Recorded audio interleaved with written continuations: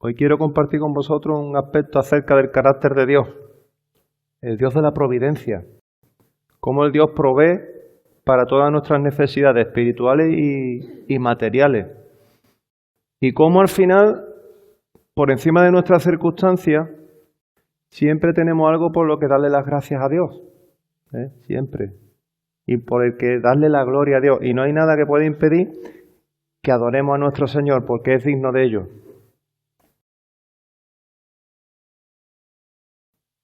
Si el domingo pasado mi padre hablaba acerca de Dios como creador, el creador que todo de todo lo que existe, y cómo nuestra relación con Dios se ha roto por culpa del pecado, y cómo Cristo había restaurado esa relación con nosotros por medio de su muerte en la cruz, hoy vamos a hablar algo que está relacionado con ello, que es que el Señor nos da todo lo que necesitamos. Y lo vamos a hacer deteniéndonos en un momento en la historia del pueblo de Israel, que es un ejemplo clarísimo de cómo actúa el Señor para con su pueblo. Y lo tenemos en Éxodo capítulo 16, los primeros 12 versículos, que nos habla de cómo el Señor le dio el maná al pueblo de Israel. Hablando del Dios creador y cómo está relacionado con el Dios de la providencia. Y es que el Señor no se ha limitado solamente a crear todo lo que existe y a dejarnos aquí en medio y luego a dejarnos a nuestra suerte para que nos busquemos la vida como buenamente podamos. El Señor no actúa de esa manera. El Señor nos ha puesto en este lugar y le ha dado a nuestra vida un propósito y además está con nosotros buscando proveer nuestras necesidades y buscando también cuidarnos, y no solo eso, sino que va mucho más allá. Él no solo nos cuida, sino que Él busca tener una relación íntima con nosotros. Ese es el carácter de nuestro Dios. Y eso lo refleja muy bien esto que le ocurrió en aquel momento al pueblo de Israel y que leemos en Éxodo capítulo 16. Y quiero que abramos la palabra por este capítulo y vamos a leer los primeros 12 versículos. Y quiero que mientras leemos esta historia pensemos no solo como algo teórico, teológico, no, sino viendo la manera en la que es Dios, viendo el carácter que tiene Dios. ¿Qué implica eso para mi vida? Lo que la palabra de Dios me está mostrando acerca de cómo es Dios, qué es lo que me está moviendo a mí a hacer en mi día a día y qué es lo que me está moviendo a mí a hacer en relación con Dios. Esa es la idea, hermano.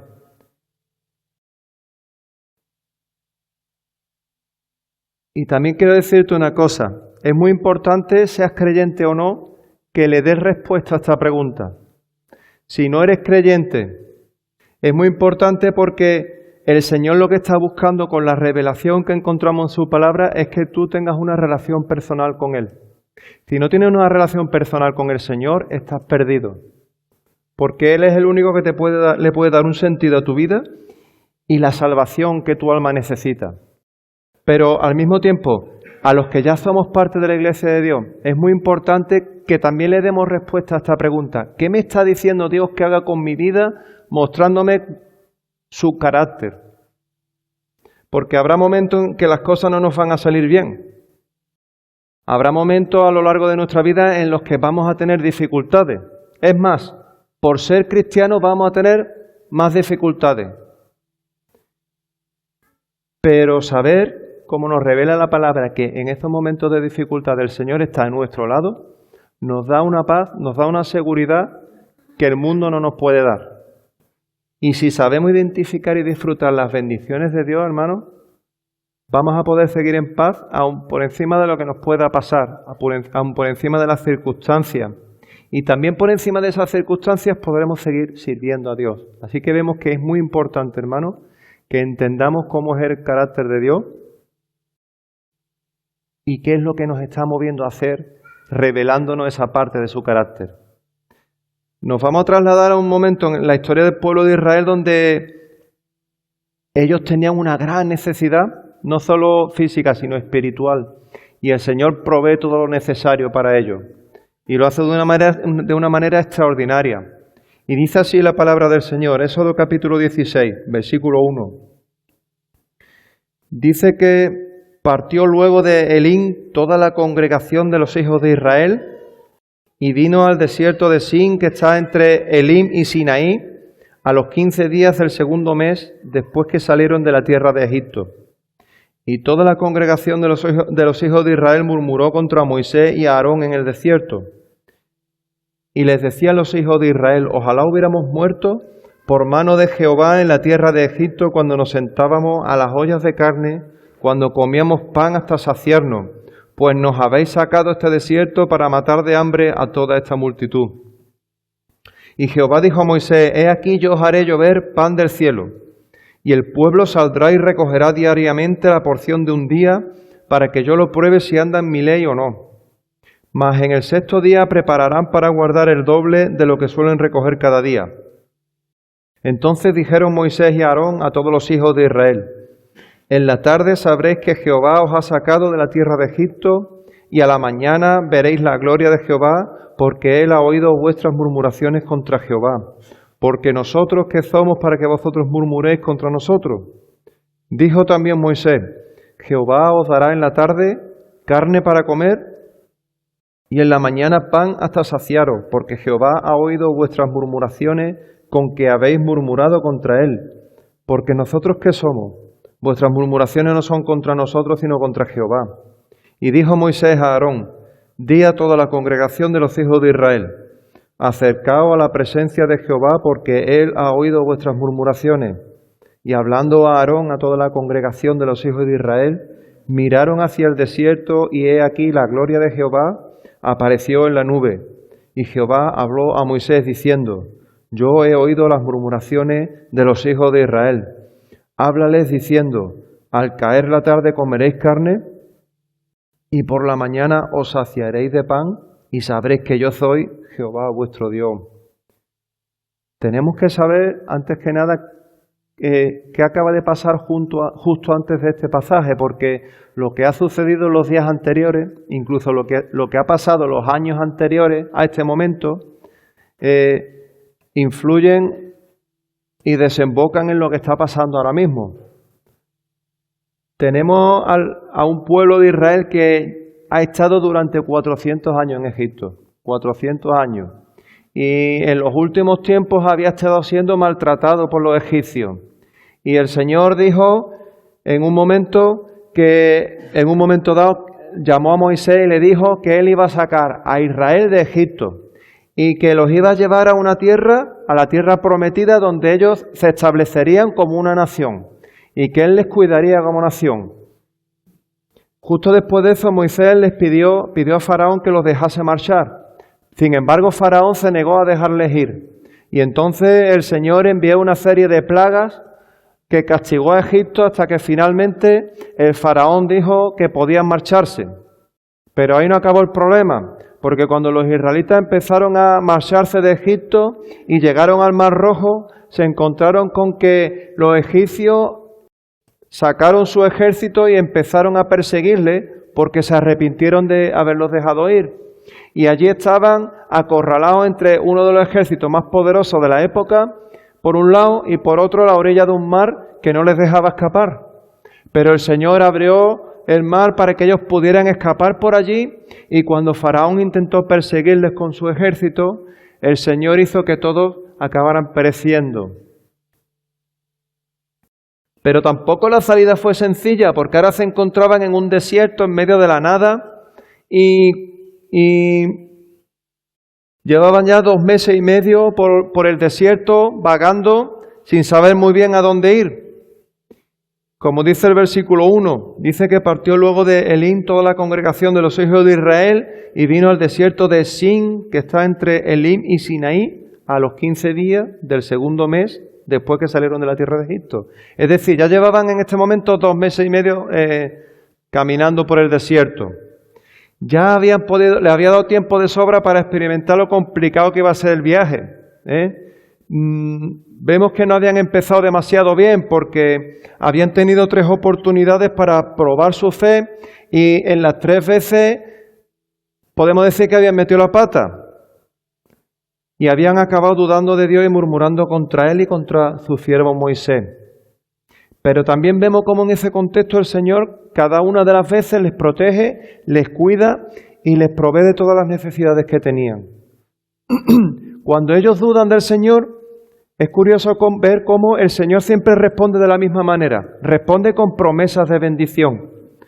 Cuando, por ejemplo, se ven acorralados antes de cruzar el Mar Rojo, ellos dicen en el capítulo 14, versículo 12, ¿no es esto lo que te hablamos en Egipto diciendo déjanos servir a los egipcios? Porque mejor nos fuera servir a los egipcios que morir nosotros en el desierto.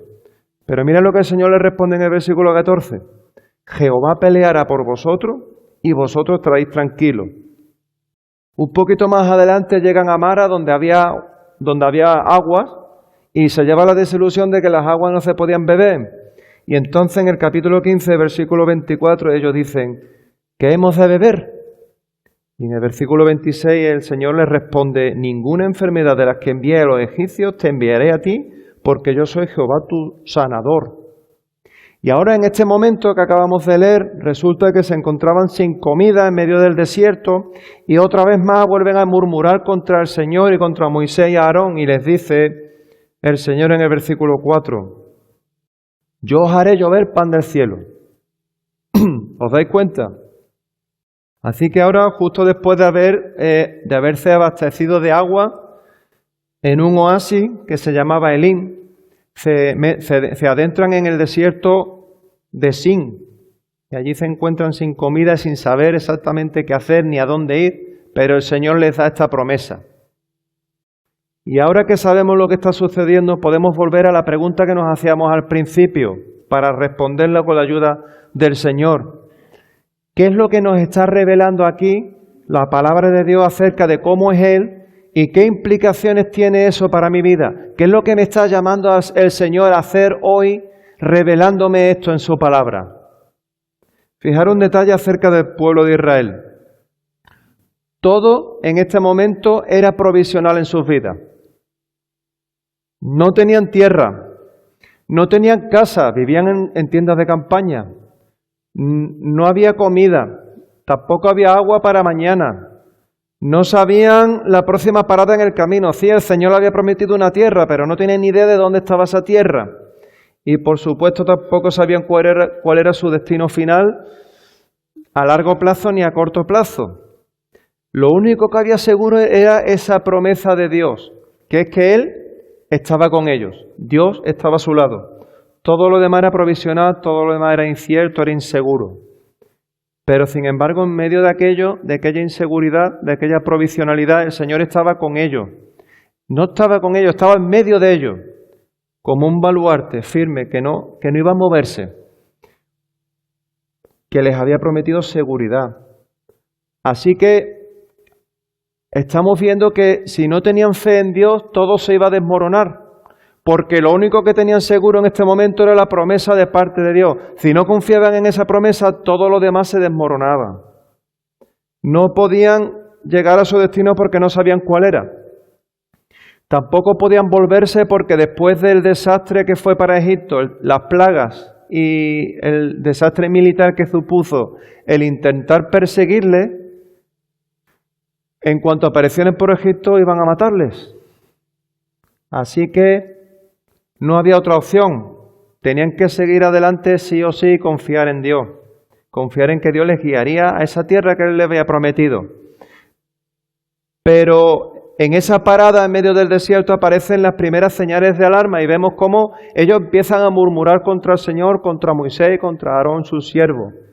Y dice el versículo 2 que empiezan a echar de menos la vida en Egipto. Dice que toda la congregación de los hijos de Israel murmuró contra Moisés y Aarón en el desierto. Y les decían los hijos de Israel, ojalá hubiéramos muerto por mano de Jehová en la tierra de Egipto, cuando nos sentábamos a las ollas de carne, cuando comíamos pan hasta saciarnos, pues nos habéis sacado este desierto para matar de hambre a toda esta multitud. Fijaros qué pena, ¿verdad? El Señor intentando bendecirle, Moisés y Aarón sirviendo al Señor, sirviendo a su pueblo, y ellos responden de esta manera tan desagradecida. Pero en esta situación, aun con la actitud de este pueblo desagradecido, el Señor se pone manos a la obra para protegerle y guiarle. Y en esa acción del Señor, Él no solo le provee de las necesidades físicas, sino también de las espirituales. Y quiero que veáis el versículo 4. Dice que Jehová dijo a Moisés: He aquí yo os haré llover pan del cielo, y el pueblo saldrá y recogerá diariamente la porción de un día para que yo lo pruebe si anda en mi ley o no. Fíjate que no solo se preocupa de darles pan, sino que también se preocupa de probarles para ver si ellos siguen su ley o no. Está viendo cómo proveer a sus necesidades físicas, pero también a sus necesidades espirituales, que anden en su ley. Y aquí encontramos una primera gran verdad bíblica acerca del Dios de la providencia, que es que Él conoce nuestras necesidades y las provee a su debido tiempo. Las provee a su debido tiempo. El problema que tuvieron aquí los israelitas fue la impaciencia. No fueron capaces de esperar en Dios. Se encontraron con el problema en aquel momento y no fueron capaces de ver más allá, sabiendo que el Señor supliría todas sus necesidades en el futuro. Y reaccionaron murmurando contra el Señor y contra los siervos del Señor. No quisieron ni supieron esperar y se olvidaron de las promesas de Dios que se las acababan de hacer. Hacía 2 meses y medio que habían visto que el Señor abría el mar para que ellos pasaran por en medio en seco. Y ya se habían olvidado. Y les dicen: nos habéis sacado de este desierto para matar de hambre a toda esta multitud. Hay una cosa segura en medio de todo esto, que es que Dios conoce nuestros corazones como nadie más lo hace en este mundo. Dios conoce tu corazón mejor de lo que tú conoces tu propio corazón. Así que el que mejor puede suplir mis necesidades es el propio Dios, porque es el que mejor me conoce. Él puede mirar lo más profundo de nuestro alma y darnos justo lo que necesitamos. Es como ese remedio que vamos a la farmacia para que nos lo hagan a medida porque no hay algo específico para nosotros. Y el médico hace justo la fórmula que nosotros necesitamos. El Señor tiene la fórmula para tu alma. Es como ese padre que le dice a un niño pequeño lo que tiene que hacer o dónde tiene que ir, aunque al niño pequeño no le guste, porque el padre tiene más experiencia en la vida. Yo recuerdo cuando las niñas eran pequeñas, y sé que a vosotros también os pasa, porque os he visto en directo pasar por lo mismo. Recuerdo cuando tenían justo la estatura de una mesa y les gustaba pasar lo más cerca posible de los picos de las mesas. Y si el pico estaba afilado, mejor, más cerca pasaban. Y recuerdo ir detrás de ella agarrándola para que no se dieran con la cabeza en los picos de la mesa. Algunas veces incluso la sujetaba y peleaban conmigo para soltarse porque querían salir corriendo. Y yo las agarraba y conseguí que nunca llegaran a clavarse ningún pico de mesa. Algo así es lo que el Señor está haciendo en este momento de la historia con el pueblo de Israel. Quiero enseñarte un mapa, no sé si estará puesto ya. Le pasé a Paco, ¿lo tiene ahí, Paco? Resulta que había 2 maneras de ir de Egipto a la tierra de Canaán, no sé si se ve bien ahí. La primera de ellas era la de arriba, la ruta fácil. Salían por arriba, bordeaban la costa, había fuentes, había oasis, no había problema. Sin embargo, el Señor les manda por abajo. Fijaros la de vuelta que dieron. Tuvieron que bajar, volver a subir, volver a bajar, volver a subir, volver a bajar. ¿Por qué hizo el Señor eso? Humanamente hablando, pensaríamos que el Señor no sabía ni a dónde estaba enviándoles. Pero todo en los planes de Dios tiene un propósito. Y quiero mostraros unos versículos que están en Éxodo capítulo 13 y los versículos 17 y 18. Mirad lo que dice aquí el Señor. Dice que luego que Faraón dejó ir al pueblo, Dios no los llevó por el camino de la tierra de los filisteos que estaba cerca, es decir, por arriba. Porque dijo Dios, para que no se arrepienta el pueblo cuando vea la guerra y se vuelva a Egipto. Mas hizo Dios que el pueblo rodease por el camino del desierto del Mar Rojo y subieron los hijos de Israel de Egipto armados. ¿Tenía sentido humanamente hablando que ellos cogieran el camino más largo? Por supuesto que no. Lo más lógico era hacer el camino más corto, la ruta sencilla y rápida. Pero Dios les envía por el peor de los sitios, por donde lo iban a pasar peor y tardarían más. ¿Y qué pensaría un israelita cuando vio esta ruta? Que Dios se estaba equivocando. Sin embargo, lo que Dios estaba buscando era protegerles. Si cogían el camino fácil, pasaría lo que efectivamente pasó, que cuando ellos se arrepintieron de que Dios les había enviado al desierto, pensarían en volver a Egipto. Y como estaban cerca y lo tenían fácil, volverían a Egipto. ¿Y sabes qué pasaría si ellos hubieran vuelto a Egipto? Que los hubieran matado a todos. Sin embargo, el Señor les envía por la ruta difícil, primero porque era la ruta que estaba menos vigilada y era más difícil que les encontraran y les matasen. Y segundo, porque era más complicado para ellos volverse a Egipto. Así que el Señor, detrás de algo que aparentemente no tenía sentido, en realidad tenía todo el sentido del mundo y les estaba protegiendo, les estaba cuidando y estaba supliendo sus necesidades. El Dios de la providencia actúa con nosotros muchas veces de esa misma manera. Hay veces que las cosas en nuestra vida no tienen sentido. Hay veces que el Señor nos hace esperar, según nuestra opinión, más de la cuenta. Pero detrás de esa espera, detrás de esa situación que parece que no tiene sentido, está el Dios de la providencia.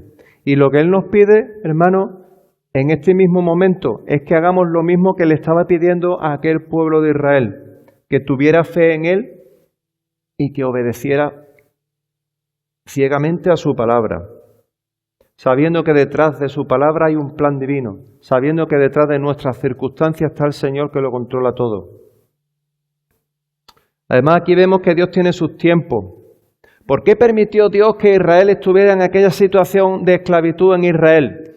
¿Por qué estuvo Israel en Egipto 400 años y no lo sacó Dios de inmediato? ¿Por qué tuvieron que esperar tanto tiempo? ¿Has pensado en algún momento de tu vida que el Señor debería hacer algo hoy mismo ante una situación que estás viviendo y que por qué está tardando tanto? La palabra del Señor nos muestra que debemos aprender a tener paciencia. Y es algo que nos cuesta, porque va en contra de nuestra naturaleza. Queremos resultados ya y ahora, pero el Señor no funciona de esa manera. Y no funciona de esa manera porque es mejor para nosotros algunas veces que aprendamos a tener paciencia. Tenemos ante esta situación dos opciones: rebelarnos ante Dios y murmurar contra Él y contra su siervo, o aprender a tener fe, obediencia y paciencia. La segunda opción es a la que el Señor nos está llamando a actuar en esta mañana, porque Él a su debido tiempo proveerá. Mirad lo que les dice Moisés en el versículo 9. Acercaos a la presencia de Jehová, porque Él ha oído vuestras murmuraciones. Acercaos a la presencia de Jehová. Eso es lo que Él nos llama a hacer cuando tenemos dificultades inesperadas en nuestra vida. Acércate a la presencia de Jehová. Ellos pensaban que el Señor no les estaba oyendo. Sin embargo, si lees estos versículos, he contado hasta 4 veces que el Señor dice que les había oído. Él no para de repetir que Él les había oído. Dios nos llama a ti y a mí a hacer lo mismo, a acercarnos a la presencia del Señor, a no dejar que la impaciencia o las circunstancias controlen nuestros pensamientos y nuestra vida y nos acaben alejando del Señor. Ellos estaban viviendo un momento de dificultad y ¿cómo tenían que reaccionar? Acercándose a la presencia del Señor, lo contrario de lo que le estaba pidiendo el cuerpo, pero era lo que necesitaban. Vamos a tener la misma actitud que tuvo el salmista. Dice el salmista en el Salmo 37, versículo 4, deleítate a sí mismo en Jehová y Él te concederá las peticiones de tu corazón. Encomienda a Jehová tu camino y confía en Él y Él hará. Es lo mismo que le estaba pidiendo al pueblo de Israel en aquel momento y es lo mismo que nos pide a nosotros.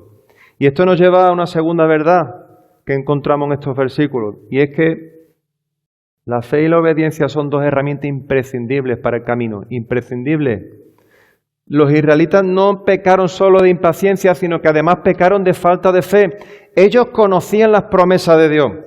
Cuando estaban en medio de aquel desierto, ellos sabían que Dios le había prometido una tierra que fluye leche y miel, pero se quedaron con la visión de aquel momento del desierto.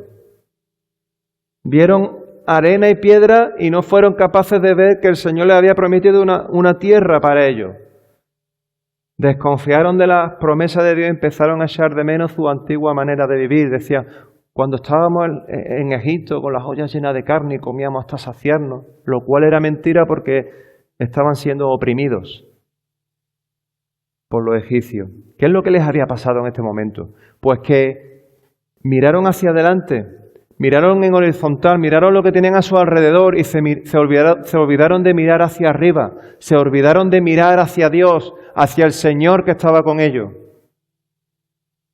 hacia el Señor que había prometido bendecirles, y pensaron que Dios no iba a ayudarles. Sin embargo, vemos que una vez más, ante una situación extrema, el Señor responde con bendiciones para su pueblo y les da todo lo que necesitaban. Pero además les da unas instrucciones un poco curiosas. Mira lo que dice el versículo 4. Jehová dijo a Moisés, he aquí, yo os haré llover pan del cielo y el pueblo saldrá y recogerá diariamente la porción de un día para que yo lo pruebe si andan mi ley o no. Mas en el sexto día prepararán para guardar el doble de lo que suelen recoger cada día. Bueno, ¿y por qué tenían que recoger solo para un día?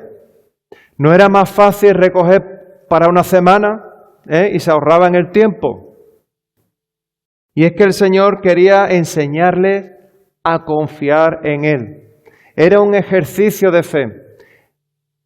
Ellos debían recoger cada día como recordatorio de que cada mañana el Señor estaba proveyendo para sus necesidades. Recogerían la comida imprescindible para ese día. Tenían que confiar en que mañana a la misma hora, cuando salieran allí en medio de la nada, se iban a encontrar la comida de Dios ahí. Y que mañana otra vez iba a pasar lo mismo. Y así un día tras otro. Para que no se les olvidara, como ya lo habían hecho 3 veces, que el Señor estaba a su lado proveyendo todas sus necesidades. Cada mañana era un continuo recordatorio de que el Dios de la providencia estaba a su lado. No estaban en medio de la nada, estaban en la presencia de Dios. Si acumulaban más de la cuenta, estaban demostrando que no se fiaban de Dios y entonces el pan se les pudría. Vamos a recoger para varios días, no vaya a ser que al Señor se le olvide darnos el pan mañana. Y se encontraban con que se les pudría en el mismo día. Algunos llegaron a cometer ese pecado. Fíjate que dice el versículo 19, dice que les dijo a Moisés, ninguno deje nada de ello para mañana. Mas ellos no obedecieron a Moisés, sino que algunos dejaron de ello para otro día y crió gusano y hedió y se enojó contra ellos Moisés. Era un pueblo duro, ¿verdad? Pero no pienses que nosotros somos distintos, porque muchas veces en nuestra vida diaria actuamos de la misma manera. Este maná, echado a perder, nos enseña 2 cosas en relación a la fe y a la obediencia. En primer lugar, puede suceder que acabemos echando la culpa a Dios de las cosas que nos suceden. Que acabemos echando la culpa a Dios de que el maná se nos ha pudrido. Cuando la culpa es nuestra por habernos desviado del camino que el Señor nos ha marcado. El Señor en su palabra nos dice lo que tenemos que hacer. Si no obedecemos al Señor, tendremos problemas en nuestra vida. Así que pregúntate esto, ¿estás siguiendo el camino que Dios marca en tu palabra?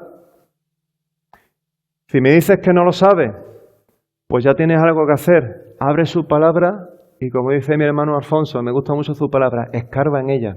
Escarba en ella. Saca lo que Dios quiere que tú hagas con tu vida. Obedece su palabra y ponte en sus manos. En segundo lugar, también nos enseña que una vez que hemos obedecido, tenemos que confiar en que el Señor nos va a proveer para el futuro. ¿Qué va a hacer de nosotros mañana? ¿Qué va a hacer de nosotros la semana que viene? ¿El año que viene? No tenemos ni idea. Hay muchas cosas que no podemos controlar. Pero lo que sí sabemos es que hoy, mañana, la semana que viene, siempre el Señor de la providencia va a estar con nosotros. Dice el versículo 21 que los recogían cada mañana, cada uno según lo que había de comer, y luego que el sol calentaba, se derretía. Si yo no confío en las promesas de Dios, si yo no obedezco al Señor y lo que Él dice en su palabra, puede suceder que yo no sea capaz de disfrutar de las bendiciones de Dios. Ellos empezaron a sufrir por el camino. Empezaron a darle vueltas a la cabeza. ¿Qué será de nosotros mañana? No tenemos agua, hace calor, estamos cansados, no tenemos comida, porque se habían olvidado que el Señor les había prometido una tierra que fluye leche y miel. El que no confía en Dios puede convertir un camino lleno de bendiciones en un suplicio insufrible. Y eso no es culpa de Dios, es culpa de nuestra falta de fe. Pero si seguimos el camino de Dios, confiamos en las promesas de Dios, reconocemos las promesas de Dios y las valoramos, podremos disfrutar de ellas y podremos descansar en el Señor, aun en lo más profundo del desierto por el que estén por seguro que algún día tendremos que atravesar en nuestras vidas. En esta historia también hay algo muy importante. Muchas veces se pasa desapercibido. Es que Dios insiste mucho en que tienen que descansar, tenían que descansar y tenían que reservar un día de reposo para su gloria. ¿Y eso por qué? Pues porque era importante que se recrearan en las bendiciones de Dios. Y esta palabra es importante, hermano, que se recrearan en las bendiciones de Dios, sabiendo que mañana habría más. Mira cómo lo repite una y otra vez en el capítulo, a lo largo del capítulo. Versículo 23 dice: mañana es el santo día de reposo, el reposo consagrado a Jehová. El día anterior tendrían que recoger para 2 días, para no tener que hacer nada en ese día y poder dedicarlo a recrearse en las bendiciones del Señor. Y lo mismo le repite en el versículo 25, en el 26, en el 29 y en el 30. ¿Y qué nos está mostrando el Señor aquí? Pues nos está mostrando que con la ayuda del Espíritu Santo, con la ayuda del propio Señor, de nuestro propio Señor, tenemos que detenernos cuando toca. Tenemos que mirar si estamos viviendo conforme a la voluntad de Dios. Tenemos que dedicar un tiempo a identificar las bendiciones de Dios, a recrearnos en ellas y a darle la gloria a Dios por todo lo que tenemos. Por todo. Porque muchas veces las oraciones pedimos. Y está bien pedir. Debemos pedir al Señor por lo que nos preocupa. Pero ¿cuántas veces te detienes a darle gracias a Dios por lo que Él te ha dado? ¿Qué porcentaje de nuestras oraciones son de acción de gracias? ¿Qué porcentaje de nuestras oraciones es simplemente adoración a Dios por lo que Él es? ¿Qué porcentaje de nuestra oración es reconocer nuestros pecados y pedirle perdón al Señor? Eso también es importante, que nos detengamos a identificarlo con la ayuda del Señor y que pasemos un tiempo a solas con Dios. Israel dice que llamó a aquel pan maná. Maná significa, ¿qué es esto? ¿Esto qué es? Dice que cuando lo vieron por primera vez no sabían lo que era, se lo encontraron ahí en el suelo y dijeron, ¿esto qué es? No supieron capaces de identificar y por supuesto tampoco de valorar lo que Dios les estaba dando. Y más adelante dice que le pusieron precisamente ese nombre, maná. ¿Esto qué es? Versículo 15 dice que viéndolo los hijos de Israel se dijeron unos a otros, ¿qué es esto? Porque no sabían qué era. Entonces Moisés les dijo, ¿es el pan que Jehová os da para comer? Y en el versículo 31 dice que la casa de Israel lo llamó maná. Y era como semilla de culantro blanco y su sabor como de hojuela con miel.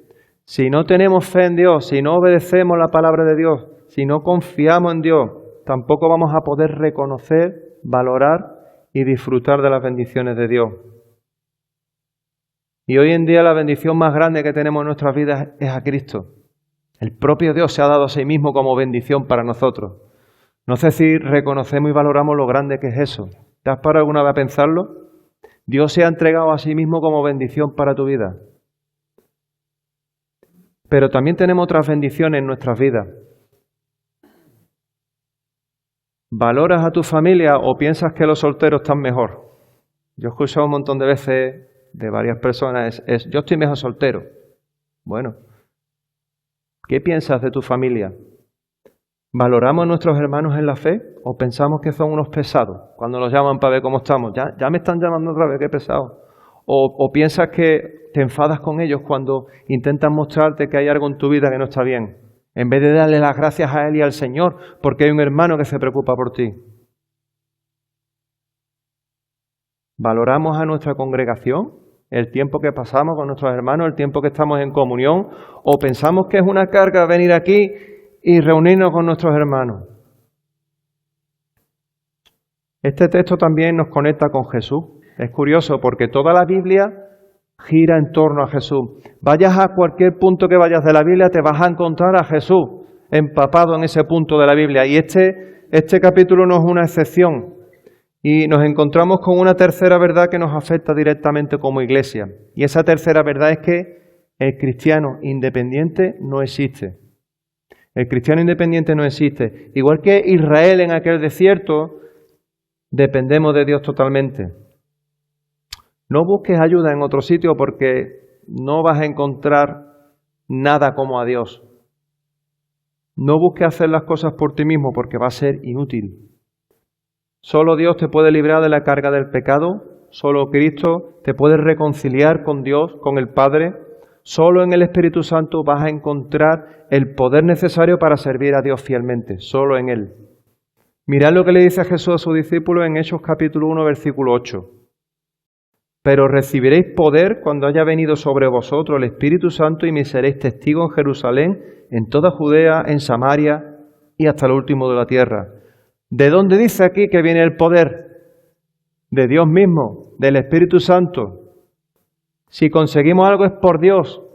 Si comprendemos algo es porque Dios nos lo ha hecho comprender. Si tenemos nuestro corazón en hacer algo es porque Dios ha puesto en nuestro corazón el hacer algo. No es de nosotros mismos, es de Dios. Si estás aquí sentado es porque el Señor ha puesto en ti en tu corazón el estar aquí ahora.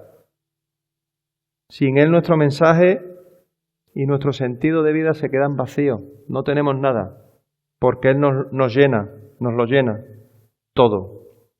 Dios es fiel. Y una muestra clara de esa fidelidad es lo que encontramos en el versículo 35 del capítulo 16 de Éxodo. Dice que así comieron los hijos de Israel maná 40 años, hasta que llegaron a tierra habitada. Maná comieron hasta que llegaron a los límites de la tierra de Canaán. 40 años, día tras otro, mañana tras mañana, recogiendo lo que Dios les proveía cada día, sin que el Señor fallara ni un solo día. No tenía sentido acumular maná, no tenía ningún sentido. No porque se pudriera al día siguiente, que también, sino porque podían estar totalmente seguros de que al día siguiente habría más y más y más. Sin la provisión de Dios todos morirían de hambre, eso estaba claro. Solo Dios podía sustentarle, también. Y que Dios lo haría, también, porque Él lo había prometido. De la misma manera, solo Dios conocía, pon el mapa, Paco, solo Dios conocía cuál iba a ser su próxima parada en el desierto. Una ruta desconocida que casi nadie utilizaba ya desde hacía mucho tiempo. Nadie la usaba. ¿Dónde sería mi próxima parada? No lo sé, pero Dios sí lo sabía. Y Él no les revela todas las rutas. Si lees en Éxodo, Él les va revelando, eso es, se me iba la palabra. Él les va revelando punto por punto. Ahora ve aquí. Una vez que estés allí ya te diré la siguiente parada. Cuando llegaban a la siguiente parada Él les decía, bien, ahora ve allí. Y el Señor les va dando el camino poquito a poco. Y ellos tenían que confiar en que cuando llegaran a la próxima parada el Señor les iba a dar la siguiente parada en el camino. El Señor les obligó durante 40 años a un continuo ejercicio de fe. No les quedaba otra. De la misma manera, hermanos, nosotros dependemos de Dios totalmente. Sin el alimento de Dios moriremos de hambre. En Juan capítulo 6, aquí el Señor conecta directamente la historia del maná con la propia persona de Jesús. Aquí Jesús estaba en la sinagoga de Capernaum y estaba aquí enseñando a los israelitas y mirad lo que les dice en el versículo 28. Cuando los israelitas escuchan lo que Jesús está enseñándoles, les dicen, ¿qué debemos hacer para poner en práctica las obras de Dios? Respondió Jesús y les dijo, esta es la obra de Dios, que creáis en el que le ha enviado. Es decir, Jesús les dijo, ¿queréis poner en práctica lo que Dios enseña? Creed en mí. No hay mejor manera de poner en práctica lo que Dios enseña que tener fe en mí. Les estaba pidiendo lo mismo que aquellos israelitas. ¿Queréis poner en práctica la ley de Dios? Creed en mí. Pero ellos no estaban dispuestos a andar por fe, entonces le piden una señal. Dice el versículo 30 de Juan 6, que le dijeron entonces, ¿qué señal haces tú para que veamos y te creamos? ¿Qué obra haces? Nuestros padres comieron el maná en el desierto, como está escrito, pan del cielo les dio a comer. Ellos tenían en su cabeza el maná como una prueba de que Dios cumplía sus promesas y de que Dios era un Dios verdadero. Y entonces le dicen a Jesús, ¿y tú qué prueba nos das? Y dice en el versículo 32, Jesús les dijo, de cierto os digo, no os dio Moisés el pan del cielo, mas mi Padre os da el verdadero pan del cielo, porque el pan de Dios es aquel que descendió del cielo y da vida al mundo. Es decir, para vosotros el maná es una prueba de que Dios cumple sus promesas, del Dios de la providencia, de que el Dios de la providencia es auténtico. Pues os voy a decir cuál es ahora la prueba que os doy de que el Dios verdadero y el Dios de la providencia está aquí. Yo soy la prueba viva. Yo soy el pan. Aquí me tenéis. ¿Queréis señales? Aquí me tenéis. Jesucristo es nuestra señal. Dice el versículo 33 que el pan de Dios es aquel que descendió del cielo y da vida al mundo. Hoy Jesús es nuestro maná. Y le dijeron, Señor, danos siempre este pan. Ellos no se daban cuenta todavía de que les estaba diciendo que Él era el maná. No se habían dado cuenta. Entonces Jesús les dice ya claramente, versículo 35, yo soy el pan de vida. El que a mí viene nunca tendrá hambre y el que en mí cree no tendrá sed jamás. La presencia de Cristo allí en medio de ellos era la señal de que Dios cumple sus promesas y ahí estaba dispuesto a suplir todas sus necesidades físicas y espirituales. Allí estaba en la sinagoga enseñándole la palabra de Dios. Igual que en aquel momento cuando salieron de Egipto. Y al igual que prometió al pueblo de Israel que les iba a dar una tierra que fluye leche y miel, el Señor les dice, yo soy el pan de vida, el que en mí cree no tendrá hambre jamás. Y hoy Él nos promete a los que creamos en Él la vida eterna y un lugar en el cielo. Versículo 40 de Juan 6 dice, esta es la voluntad del que me ha enviado, que todo aquel que ve al Hijo y cree en Él tenga vida eterna y yo le resucitaré en el día postrero. Así que gloria a Dios. Pero ahora también debes saber esto. Es una promesa de la que solo va a poder disfrutar el que crea en Dios. El que realmente reconozca que es pecador, el que crea en Cristo como su único Señor y Salvador. Hoy en día el propio Cristo crucificado es nuestro pan del cielo, porque ese sacrificio de Jesús clavado ahí en la cruz es el que nos abre las puertas del cielo y el que nos da la vida eterna. Y nos lo vuelve a decir los versículos 48 al 51, por si no nos había quedado claro. Dice, de cierto os digo, el que cree en mí tiene vida eterna. Yo soy el pan de vida. Vuestros padres comieron el maná en el desierto y murieron. Este es el pan que desciende del cielo para que el que de él come no muera. Yo soy el pan vivo que descendió del cielo. Si alguno comiere de este pan, vivirá para siempre. Y el pan que yo daré es mi carne, a la cual yo daré por la vida del mundo. Así que ahora nos encontramos con algo que es todavía más maravilloso, y es que la promesa que el Señor nos hace a nosotros es todavía mejor que la que le hizo en aquel momento al pueblo de Israel. Ellos comieron el pan, se saciaron durante 40 años, pero es que ahora el Señor dice que nos ha dado un pan que nos va a saciar eternamente. El maná era una bendición temporal. Si no lo consumías en un día, al día siguiente se pudría. Pero ahora Dios nos ha regalado una bendición mucho mayor, un pan que no es hecho a perder, un pan que dura para siempre. Dice Cristo que he aquí yo estoy con vosotros todos los días hasta el fin del mundo. Cristo murió una sola vez para siempre por nuestros pecados. No hace falta más sacrificio. No hace falta nada adicional a lo que Cristo hizo. Sin Cristo no hay salvación. Tampoco, igual que le ocurrió al pueblo de Israel, no hay meta a la que llegar. No tenemos nada porque Él es nuestro alimento, Él es la puerta. Fíjate lo que dice el Evangelio. Él es la puerta, Él es el camino, Él es la vida, Él es el sacerdote. Él dice que también es el Cordero. ¿Qué es lo que nos está mostrando aquí el Señor? Que Él lo es todo, todo. Con esto nos damos cuenta también de una cosa, que es que la providencia de Dios es perfecta. ¿Y sabes por qué la providencia de Dios es perfecta? Porque proviene de Dios que también es perfecto. Así que gloria al Dios perfecto, hermano. Y ya para terminar, mirad de qué manera tan maravillosa en 1 Corintios 10, versículos 1 al 4, también el apóstol Pablo conecta con lo que pasó en este momento con Israel en el desierto. Dice 1 Corintios 10, versículo 1, porque no quiero, hermanos, que ignoréis que nuestros padres todos estuvieron bajo la nube, y todos pasaron el mar, y todos en Moisés fueron bautizados en la nube y en el mar, y todos comieron el mismo alimento espiritual, y todos bebieron la misma bebida espiritual, porque bebían de la roca espiritual que los seguía, y la roca era Cristo. Así que, hermano, aquí nos encontramos con algo sorprendente, y es que Cristo no es algo nuevo que surgiera hace 2000 años. Es que Cristo estaba en aquel momento con el pueblo de Israel en medio del desierto. Dice que ellos bebían de la roca espiritual que los seguía y que la roca era Cristo. Cristo estaba allí. En aquel momento ya era pan de vida por una sencilla razón, porque Cristo es Dios. Es ese mismo Dios de la gloria cuya providencia es perfecta. Es el propio Dios entregándose por nosotros y hoy lo sigue siendo para nosotros.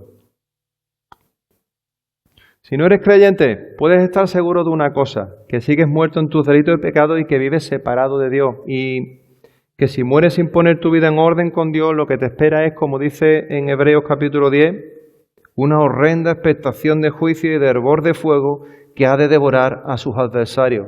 Una frase tremenda, ¿verdad? Pero es la verdad.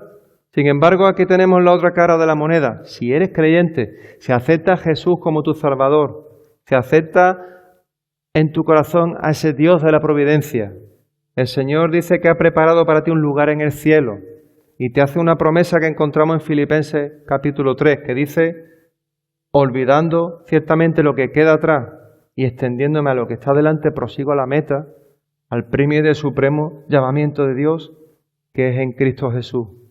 Y en esa meta está la vida eterna que Cristo compró con su sangre. Como Él dice, me voy para prepararlos un lugar en el cielo. Tenemos un lugar en el cielo con Él, donde estaremos eternamente. Esa es nuestra tierra prometida. Y gloria a Dios por ello. Que el Señor os bendiga. Oremos al Señor, hermanos. Señor Padre Santo, en esta mañana te damos la gloria, Señor. Gracias, Señor, por todas tus bendiciones. Gracias, Señor, por lo bueno que eres con nosotros, Señor.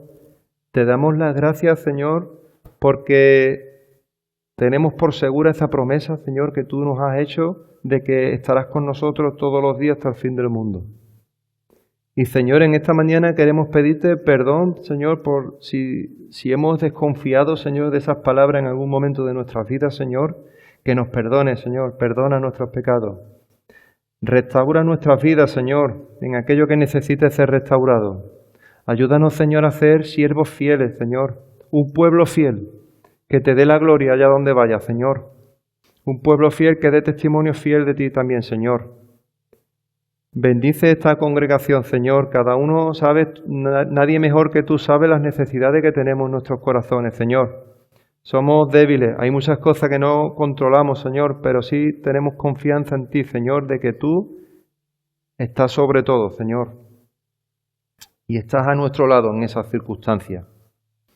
Te pedimos, Señor, que si hay alguien aquí que todavía no te ha aceptado como su Señor, como su Salvador, que tú toques sus corazones, Señor.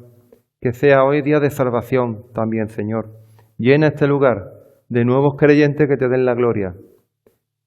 Gracias, Señor, por todo, Señor. Gracias también porque sabemos que en esta semana que empieza tú vas a estar con nosotros. En tus manos nos ponemos, Señor, en el nombre de Cristo Jesús. Amén. Que tengáis buena semana, hermanos. Nos vemos el jueves si Dios quiere.